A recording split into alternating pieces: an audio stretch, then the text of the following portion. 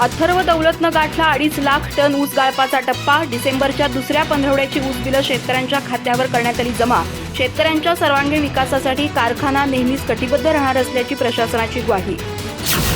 चंदगड तालुक्यातील हलकर्णी येथील अथर्व दौलत कारखान्याचे चालू गळीत हंगामात आतापर्यंत 2,50,000 टन ऊसाचं गळीत झालं असून त्यापैकी 16 डिसेंबर ते 31 डिसेंबर 2023 या कालावधीत गळीतास आलेल्या ऊसाचे बिल 22,52,37,513 रुपये शेतकऱ्यांच्या खात्यावर जमा करण्यात आलंय। तसंच 15 डिसेंबर 2023 अखेरची तोडणी वाहतुकीची बिलं देखील अदा करण्यात आली असल्याची माहिती कारखान्याचे अध्यक्ष मानसिंग खोराटे यांनी दिली आहे। अथर्व दौलत कारखान्यानं योग्य नियोजन केलं असल्यानं सध्या कारखाना पूर्ण क्षमतेनं सुरू आहे। त्याचप्रमाणे शेतकऱ्यांचा ऊस वेळेत कारखान्याला यावा यासाठी शेती विभागामार्फत तोडणी आणि ओढणी यंत्रणेचे चांगल्या पद्धतीनं नियोजन करून कार्यक्षेत्रातील ऊस उत्पादक शेतकऱ्यांना प्रथम प्राधान्य दिलं जात आहे।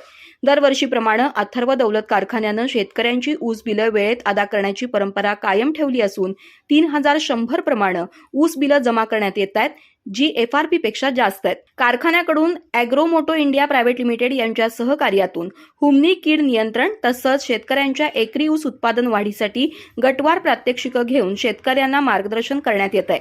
एकरी ऊस उत्पादन वाढीसाठी शेतकऱ्यांमध्ये आधुनिक तंत्रज्ञानाचा वापर करणं, माती परीक्षण करणं, ठिबक सिंचनचं महत्त्व तसंच ऊसावरील कीड नियंत्रण इत्यादीबाबत शेतकऱ्यांची कार्यशाळा घेण्यात आली। येणाऱ्या काळात शेतकऱ्यांच्या ऊस विकासाबाबतच्या समस्या सोडवण्यासाठी ऊस विकास कार्यक्रम सक्षमपणे राबवण्याचं ठरलं आहे।